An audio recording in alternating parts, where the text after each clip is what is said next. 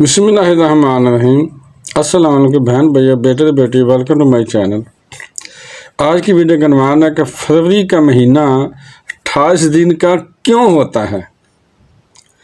فروری کا مہینہ ہمیشہ 28 دن کا ہوتا ہے اور کیوں ہوتا ہے؟ کیا آپ نے کبھی سوچا ہے کہ فروری ہمیشہ 28 دن کا ہی کیوں ہوتا ہے اور باقی مہینے 30 یا 31 دن کے ہوتے ہیں، لیکن فروری کو ہمیشہ کم دن کیوں نصیب ہوتے ہیں؟ اور پھر ہر 4 سال بعد اچانک سے ایک دن کا اضافہ لیپ ایئر جسے کہتے ہیں 29 دن کا کیوں ہو جاتا ہے؟ کیا یہ کسی بادشاہ کی غلطی تھی یا کوئی تاریخی غلطی تھی یا پھر کوئی خفیہ راز ہے؟ یہ کہانی شروع ہوتی ہے قدیم روم سے، جہاں کیلنڈر کی پہلی شکل بنی، جسے ہم آج کل 12 مہینے کا کیلنڈر دیکھتے ہیں۔ لیکن سنیے تو صحیح، اس وقت سال صرف 10 مہینوں کا ہوا کرتا تھا، اور حیرت کی بات یہ ہے کہ سال جنوری سے نہیں مارچ سے شروع ہوا کرتا تھا۔ جنوری اور فروری کا تو نام و نشان ہی نہیں تھا۔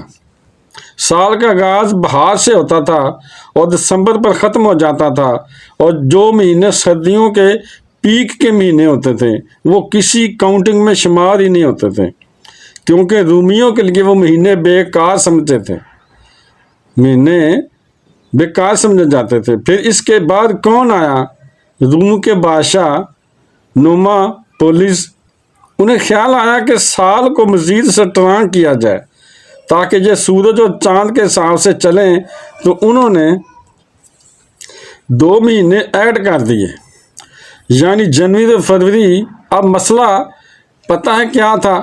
نئے کیلنڈر کے مطابق سال 355 دنوں کا ہو گیا، جبکہ سورج کے مطابق سال 365 دنوں کا ہونا چاہیے تھا۔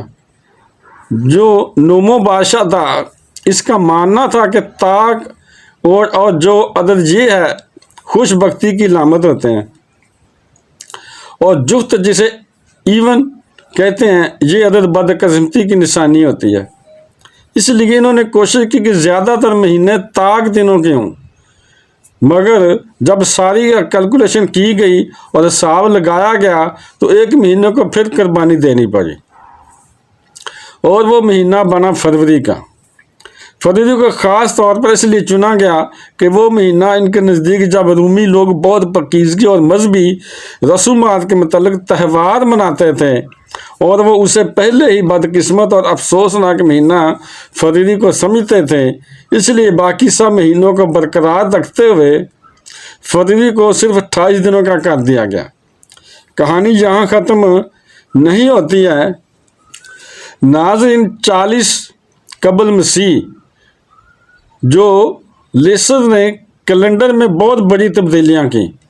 انہوں نے جولین کیلنڈر متعارف کروایا، جس میں سال کو 365.25 دنوں پر مشتمل قرار دیا گیا۔ لیکن مسئلہ پتہ کیا ہے؟ یہ سال ہر سال 4 دن اضافہ ہوتا رہا، جو 4 سال میں پورا ایک دن بن جاتا تھا، اور اس مسئلے کو حل کرنے کے لیے ہر چوتھے سال فروری کو ایک اضافی دن دے دیا گیا اور اسے 29 دن کا کر دیا گیا، اور یوں ہر 4 سال بعد لیپ ایئر آتا ہے، یعنی 29 دنوں کا مہینہ فروری ہوتا ہے، اور باقی 3 سال 28 دن کا فروری ہوتا ہے، اور فروری کو ایک دن کی عزت مل جاتی ہے، لیکن عام سالوں میں وہ پھر 28 دن کے ساتھ ہی رہتا ہے۔ مگر کہانی میں ایک اور جز باقی ہے ناظرین۔ 1585 عیسوی میں غالباً ایک گریگری سیزر تھا، اس نے یہ محسوس کیا کہ جولین کیلنڈر میں معمولی غلطیاں ہو رہی ہیں، جو وقت کے ساتھ ساتھ آہستہ آہستہ بڑھتی جا رہی تھیں۔ اس لیے انہوں نے کئی گورین کیلنڈر متعارف کرایا، جو آج بھی پوری دنیا میں مشہور ہے۔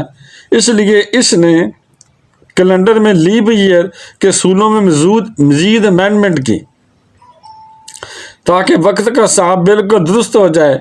تو یہ سب کا اتفاق نہیں ہے، بلکہ تاریخ، عقائد اور سائنس کا ایک زبردست قسم کا کمبینیشن ہے، اور ایک بادشاہ کی خواہش، ایک بادشاہ کی حکمت، ایک